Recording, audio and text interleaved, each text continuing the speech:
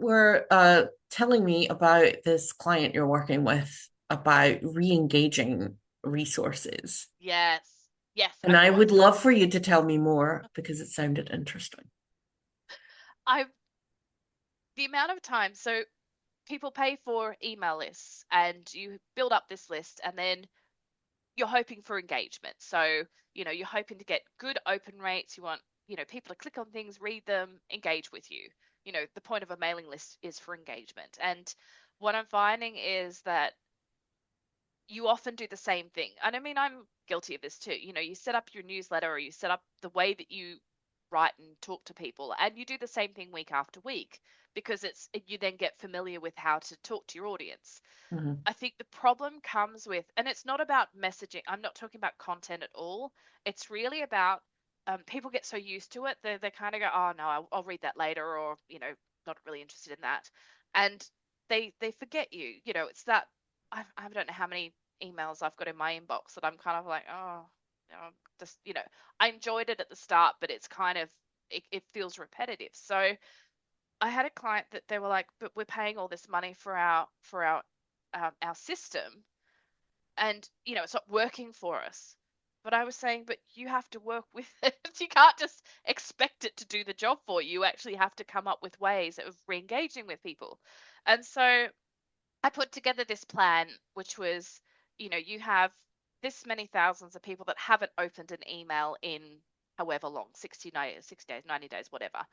And so what do we give them? Because you have to give something. You can't just expect someone to go, "Oh yes, I love you telling me about your business all the time or what you're doing." You to re-engage people, you need to give them something to keep them thinking about what you're doing, something different, something exciting.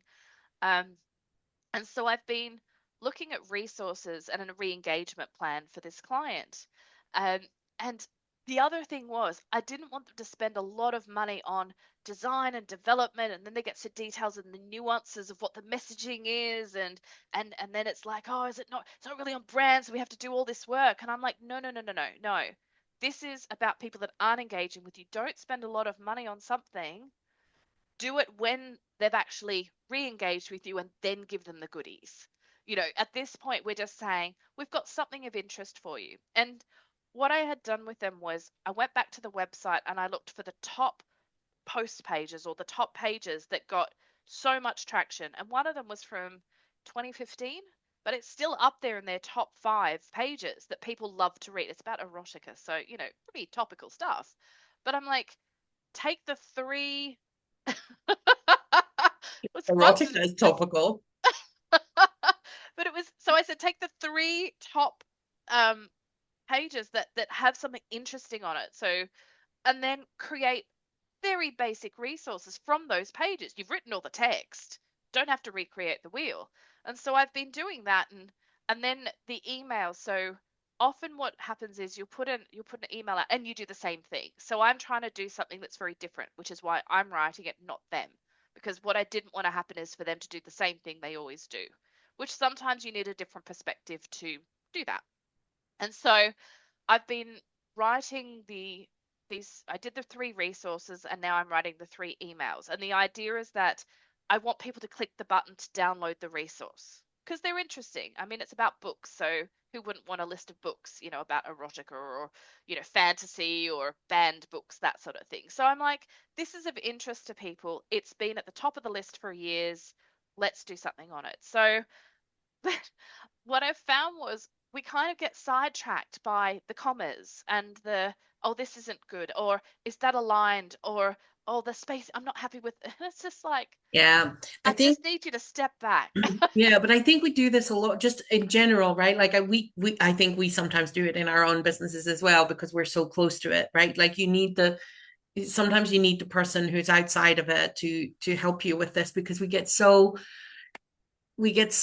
distracted by it's a weird form of perfectionism, right? Mm, Like and also I think this is one that I discuss with people sometimes because they're like, but it's just so basic. And I'm like, it's basic to you because you yeah. have vast knowledge about this.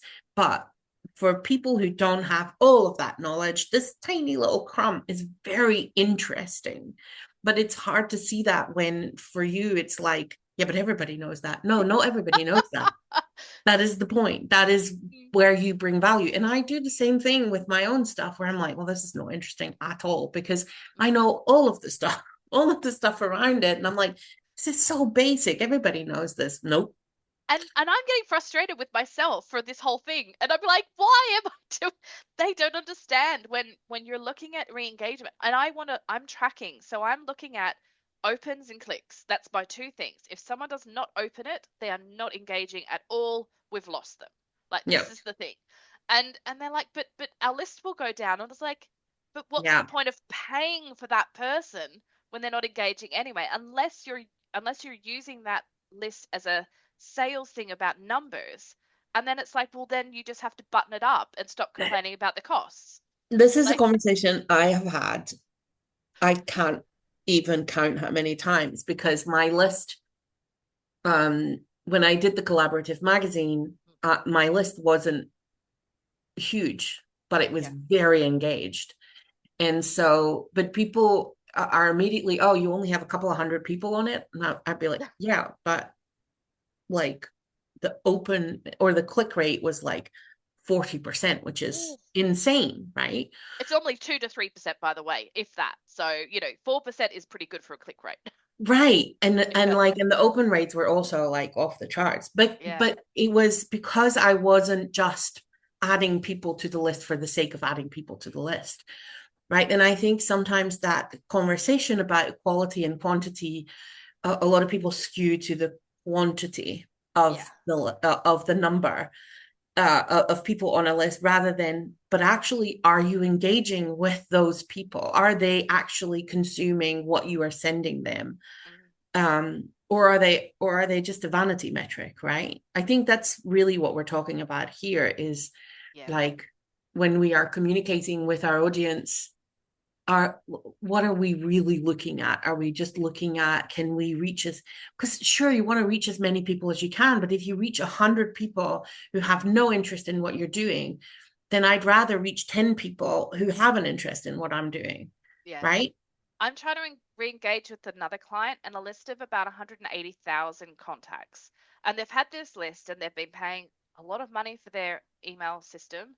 And I'm like, but do any of them engage with you at all? And they're like, we don't know. And I'm like, this is the thing. So I built it was a 22-week re-engagement. So I grouped them into 10,000 each, and then we sent them 2 emails. And the idea is if they didn't open the emails, then we're going to take them off completely. But about 300 to 400 of them have clicked and they've said, yes, I want, because we said flat out, do you want to be on this list? They had to click the button to then get back on the list. But about 300 to 400 of them have clicked that button. And I kind of said to my friend, that feels a bit low. And she said, no, no, no, no.